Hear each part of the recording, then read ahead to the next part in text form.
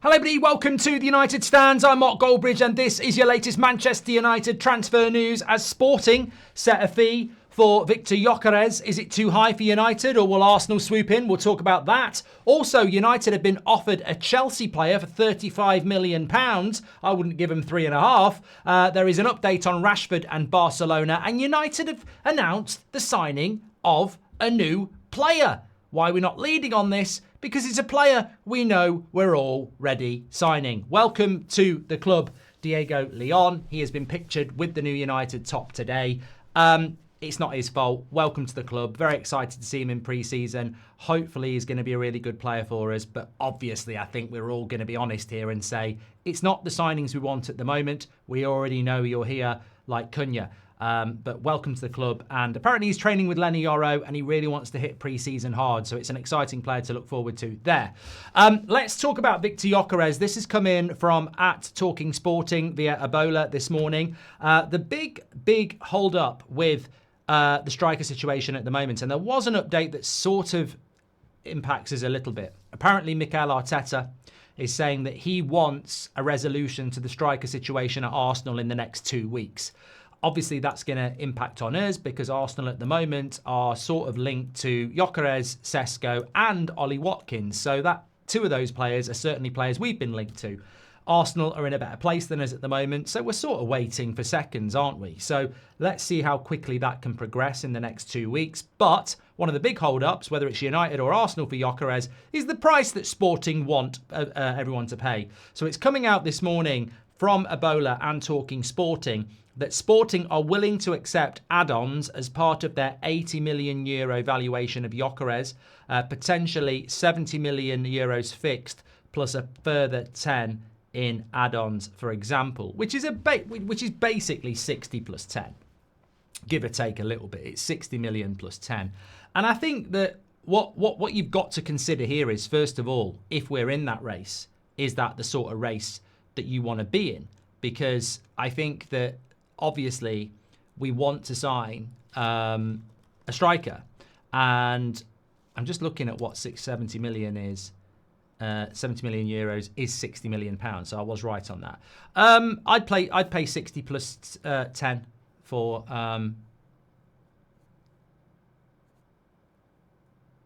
Victor Gyokeres, because that would work out at what, 60 plus 10. So what is 10 million euros? 8.6, so 68.6 altogether, with 8.6 of that in add-ons. We've just paid 62 million for Cunha, so we get Gyokeres for 60 plus 8.5 if he hits the add-ons. What's not to like about that deal? Whether you're Arsenal or Manchester United, what's not like to like about that deal? So hopefully, what will happen now is we will see some progression from Arsenal on whether they're going to sign Gyokeres or not. And if they do, we'll have to move on. And if they don't, maybe we can move. Just want it resolved. I think we all know the situation. He wants Arsenal. They're deciding what they want to do. If he doesn't go to Arsenal, he might want to come to us. And look, I know people get really sensitive about that, but it's not changed for me ever since I thought we were going to sign Gyokeres. I want a player like this. I want Gyokeres or Osimhen. I don't want Watkins, Mateta, or anybody else. I want Gyokeres or Osimhen, because for me, that gives us a chance of Champions League football, which gives us a chance of survival. We're talking about survival here. £100 million a year going to our rivals because they're in the Champions League. How many more years can we survive without getting that? We need to get back in the Champions League. We've got no right to be in the Champions League next year, but I think if you bring a striker in the quality of Gyokeres or Osimhen, you might just do it. And I think we've got to start playing that game, obviously. Let me know your thoughts on that one. Right, third story for you is quite interesting. Coming in from the Mirror also, Manchester United have been offered, get ready for this, you might need to take a seat. Manchester United have been quoted £35 million by Chelsea to sign Christopher Nkunku. Don't know why we're being quoted prices by Chelsea to buy players they don't want. I mean, I just love taking shit from Chelsea so that they can be ambitious. I mean, is that what we've become? We've done it so many times. So many times we've done it over the years. And I mean, the most recent one was Mason Mount. I am not taking players, well, I've got no say in it, but we need to stop taking players from Chelsea they don't want so they can buy better players. We play in the same league. They finished 4th. That's what we're trying to aim to do. The worst thing you can do, Sir Jim, is buy the players Chelsea don't want and think you're going to catch them up. It's just basics. Basic football discipline. Do not want Nkunku. Always injured. As I said on Twitter, his injury history is like a synopsis for an episode of Casualty. In fact, has anybody ever watched that Sun, Sea and A&E? It's a TV series. It's quite good, actually. So basically, they film in a local hospital in places like Mallorca, Ibiza, and holidaymakers come in with all sorts of injuries. Nkunku's been on it twice this summer already. He hasn't really. It's a joke. But look, I don't want Nkunku. He's not even young. I haven't got his... Check his passport. Nkunku is, I'm going to say 27. 28 in November. So, I mean, it's just another Luke Shaw. Injury prone and going to get more injured the older you get. No, absolutely not. And I can tell you what this will all be about as well. Fancy a swap deal for Garnacho? No, I bloody don't. Do one. Absolutely no, and even more no. So that one just needs binning off. However, in the last few minutes, this is coming in from Santi Auna or Santi JFM on social media, journalist for Foot Mercato, and has had a reasonable hit rate in relation to transfers over the years. Barcelona. Manchester United are set to hold talks in the coming days regarding a deal for Rashford. The player wants the move and is willing to make significant efforts to make the move happen. I think Rashford's desperation to go to Barcelona could be a real help here. I also think the Nico Williams deal falling through could be a real help here. Marcus Rashford's name in Spain is still really big. The great thing about brand Rashford is no matter what happens on the pitch, he's a huge brand off it. Now, get in the comments with players that were brilliant brands but weren't necessarily the best players in the world, because I can think of a few, but I'll let you do it.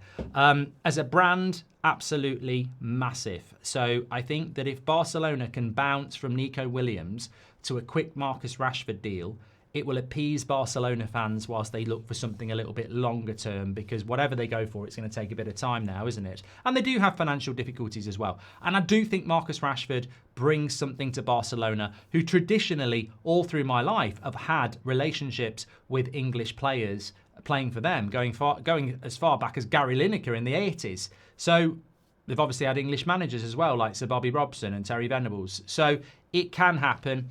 And hopefully it will happen quickly, because now Rashford's been sort of banned from coming back for pre-season. He needs a pre-season. It's a kick up the arse. It could be a masterstroke by Man United, actually, to get these deals moving. So hopefully there is something going to happen in relation to that. That's a little bit of positive news. And we know that Rashford will take a pay cut because it's his dream move. So, look, hopefully that's something that Barcelona are the ones that are probably going to slow that one down, if we're being completely honest on that one. But look, it's positive. Let's hope that it can develop into something as well. I'm just seeing if there's anything else coming in here. Oh, I saw earlier Kovar, who was at Leverkusen and was let go. He's going to PSV. Some people were talking about him potentially coming into Manchester United.